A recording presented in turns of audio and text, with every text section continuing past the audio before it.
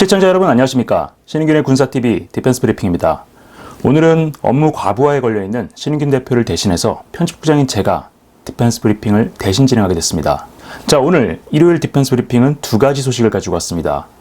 우리나라에 TA-50을 도입한 국가죠. 태국이 신형 전투기 도입 사업을 시작을 하고 있는데 아마도 여의치 않을 것이다 라는 소식과 함께 최근에 저희가 국방TV와 군사TV를 통해서 계속해서 전해드리고 있는 미국의 잠수함 부족 문제, 이 문제와 관련해서 미 정치권과 행정부 사이에 트러블이 발생했다라는 소식까지 두 가지를 가지고 왔습니다. 최근 국제정세 정보를 계속 수집을 하고 취합을 하면서 분석을 할 때마다 항상 느끼는 것이지만은 바이든 행정부 취임 이후에 정말 세계 각국이 엉망진창이 되어가고 있는 것 같습니다. 특히 두 번째로 다뤄드릴 이 잠수함 문제 같은 경우에는 도대체 바이든 대통령이 속에 어떤 생각을 가지고 있는지 의심할 수밖에 없게 만드는 부분인데요. 자, 오늘 관련 소식 시작합니다. 최근 중국과 밀착하며 중국산 무기 구매를 늘리고 있는 태국이 전투기만큼은 중국산을 쓸 엄두를 못 내는 모양입니다. 태국 국방부가 신형 전투기 구매 사업을 추진하고 있는데 미국산 전투기 도입을 위해 무리를 하면서까지 예산을 확대 편성했다는 소식입니다. 태국은 노후화된 F-16 전투기를 대체하기 위한 대규모 현대화 프로그램을 진행 중이며 이를 위해 내년 예산안에 신형 전투기 구매 예산을 반영할 것이라고 판팍디 파타나쿨 태국 공군 사령관이 현지 시각 1월 18일 밝혔습니다. 파타나쿨 사령관은 공군은 2028년까지 노후화된 F-16 전투기 일부를 대체하기 위해 2025 회계년도부터 단계적으로 전투기를 구매할 계획이라면서 내년 예산안에 1단계 사업비 190억 바트를 반영해 내각에 제출했다고 밝혔습니다. 태국은 2025년부터 2028년까지 각 단계별로 4대씩 총 3단계에 걸쳐 12대의 신형 전투기를 구매할 계획인데요. 이렇게 도입되는 신형 전투기는 싱가포르로부터 중고기로 도입한 F-16 블락 15기체 초기 도입분을 대체할 예정입니다. 태국이 도입 대상 기종으로 검토하고 있는 모델은 미국의 F-16V와 스웨덴의 그리펜 NG 두 가지 기종인데요. 태국이 확대 책정한 예산은 대당 약 1,800억 원으로 두 기종 모두 도입이 가능한 수준입니다. 문제는 F-16의 경우 당장 주문해도 태국이 요구하는 2028년 납기를 맞추는 것이 불가능하다는 점, 그리펜 NG의 경우 생산 라인 폐쇄를 앞두고 있어 그렇지 않아도 높은 유지비가 앞으로 더 높아질 가능성이 크다는 점입니다. 이 때문에 태국 일각에서는 최근 군사협력을 강화하고 있는 중국에서 J-10C 등 신형 전투기를 구매하는 방안을 추진해야 한다는 목소리도 나오고 있습니다. 그러나 친선 훈련을 통해 중국제 전투기의 실체를 여러 차례 체험했던 태국 공군은 이러한 의견에 강력히 반대하고 있습니다. 태국이 F-16V나 그리펜 NG를 구매할 경우 미국과 영국 등 유럽 국가들의 수출 승인을 받아야 하는데요. 친중 노선으로 굳어가고 있는 태국이 과연 서방 국가들로부터 수출 승인을 받아낼 수 있을지도 한번 지켜봐야겠습니다. 네, 태국이라는 나라 굉장히 재미있는 나라입니다. 얼마 전에 독일로부터 잠수함용 엔진 수출 승인을 받지 못해서 중국산 S-26T 잠수함 도입이 사실상 무산됐죠. 그래서 중국산 호위함으로 대신해서 받는다라고 하는데 원래 태국이 이렇게 이상한 나라가 아니었습니다. 원래 전임 선대 국왕이었던 푸미폰 아둔야뎃 국왕 같은 경우에는 전 국민이 존경하는 그런 사람이었는데 지금 마 와치랄롱콘 국왕 같은 경우에는 온갖 구설을 끌고 다니면서 독일에서 여러 가지 제재를 받고 있죠. 군부 독재를 용인하면서 이들과 이권을 나눠 먹는다는 이야기도 있고 계속해서 인권 탄압, 독재를 강화하고 있기 때문에 미국과 유럽연합으로부터 계속해서 제재와 경고를 받고 있는 나라인데 그럼에도 불구하고 전투기는 좋은 걸 갖고 싶은 모양입니다. 작년에 태국이 미국의 F-35 전투기 4대를 구매하겠다 이렇게 신청을 했다가 거부당한 적이 있었는데 그 이후에는 눈을 한 단계 낮춰서 F-16 바이퍼를 구매하겠다고 미국에 구매 의향서를 제출한 상태입니다. 물론 미국 국무부에서 아직 이것에 대한 수출 승인은 나오지 않은 상황이고요.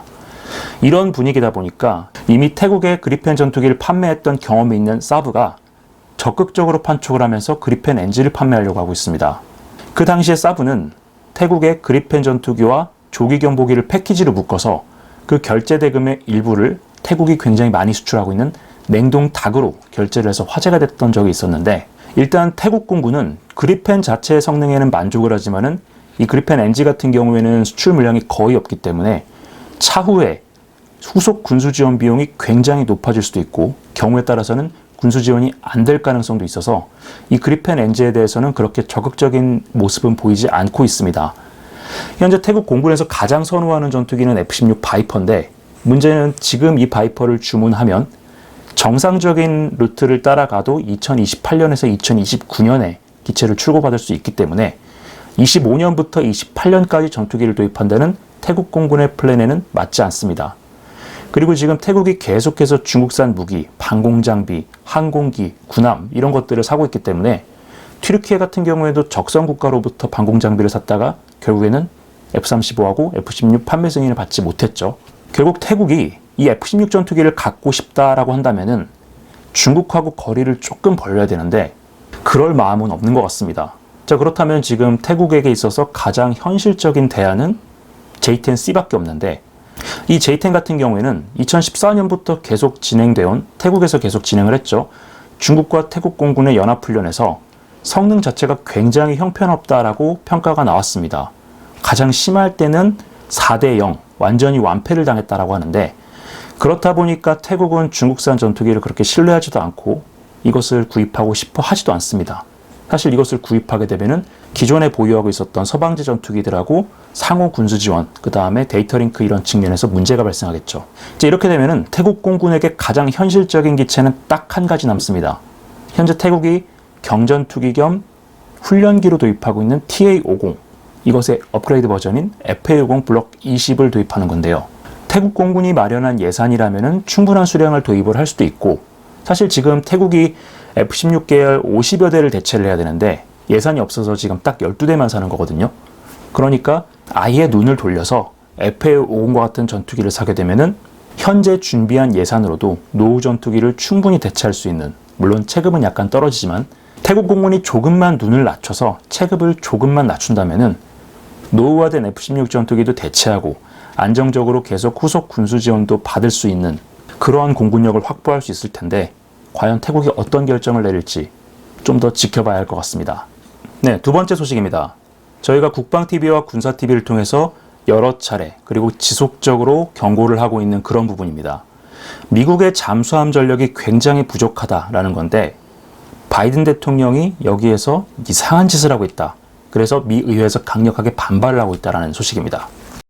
서태평양의 수중 위협이 갈수록 심화되고 있는 가운데 바이든 행정부가 이해할 수 없는 조치를 취해 미 해군 의회와 대립하고 있습니다. 의회에서 백악관에 경고서한까지 보내는 초유의 사태가 벌어졌는데 조 바이든 도대체 무슨 검은 꿍꿍이를 품고 있는 것인지 모르겠습니다. 미 하원 군사위원회가 현지 시각 1월 17일 조 바이든 대통령에게 버지니아급 공격원잠 조달 프로그램을 방해하지 말라며 경고서한을 보냈다고 마이크 로저스 미 하원 군사위원장이 현지 시각 1월 18일 밝혔습니다. 공화당 소속의 로저스 의원은 하원 군사위원회 민주당 간사인 애덤 스미스 의원, 해상 및 투사 소위원회 트렌트 켈리 위원장, 해상력 소위원회 조 커트니 의원 등과 공동으로 작성한 경고서안에서 잠수함 관함을 방해하지 말라고 바이든 대통령에게 성토했습니다. 이번 서한은 바이든 행정부가 2025 회계년도 예산안 초안을 수립하는 과정에서 현재 매년 두 척 건조 체제로 진행되고 있는 버지니아급 공격원잠 도입 수량을 절반으로 줄이는 내용을 요구한 것에 대한 반발로 작성됐습니다. 잠수함 도입량을 줄이는 방안은 카를로스 델토로 해군 장관이 주도한 것으로 알려졌는데요. 델토로 장관은 백악관과 함께 지금은 잠수함 건조보다는 잠수함 건조 인프라에 대한 투자를 늘려야 할 때라면서 건함 예산을 줄이고 조선소 현대화 예산을 늘리는 방안을 밀어붙여왔습니다. 백악관은 올해 예산안 심의 때도 현행 연 두 척 체제인 공격원잠 건조 예산을 한 척으로 줄이려고 시도했었는데요. 백악관은 공급망 문제, 조선소 인프라 노후화 등의 이유를 들어 매년 도입되는 공격원잠 숫자를 반토막 내는 것을 시도했지만 해군과 의회의 강력한 반대에 직면해 결국 포기했습니다. 바이든 행정부는 이른바 긴급사업으로 분류된 리플리케이터 구상 등 다른 사업에 우선 투자해야 한다는 명목으로 건함 예산 축소를 시도하고 있는데요. 의원들은 이러한 시도가 매우 위험한 발상이라며 미 해군 수중전 대비태세와 오커스 레짐 유지를 위해서는 행정부가 잠수함 건함 예산을 건드려서는 안 된다고 비판했습니다. 현재 미국에서는 의회 조사국과 연방회계감사원, 해군 등 여러 기관에서 잠수함과 잠수함 건조 인프라 부족 문제가 계속해서 제기되며 이대로는 서태평양의 수중 위협에 대응하는 것이 불가능하다는 우려가 쏟아지고 있는데요.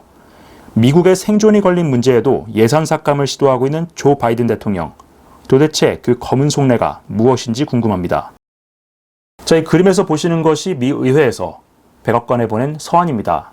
잠수함 건조, 잠수함 획득 프로그램을 방해하지 말라라는 내용인데 도저히 이해할 수 없는 일들이 지금 미국에서 일어나고 있습니다. 자, 미 해군, 미 국방부, 그리고 회계감사원, 미 의회 조사국 여러 기관에서 미 해군이 중국 해군의 위협에 대처하기 위해서는 특히 중국 해군의 전략원잠이 바시해협을 넘어가서 서태평양 지역에서 미국 동부 해안을 타격할 수 있는 그러한 SLBM 발사 포인트까지 이동하는 것을 막기 위해서는 최소 66척에서 70척 이상의 공격원잠이 필요하다. 이렇게 지적을 해왔습니다. 이 66척에서 70여 척 정도 되는 이 공격원잠의 숫자는 삼직제, 그러니까 해군 모든 전투함은 로테이션으로 돌아가죠.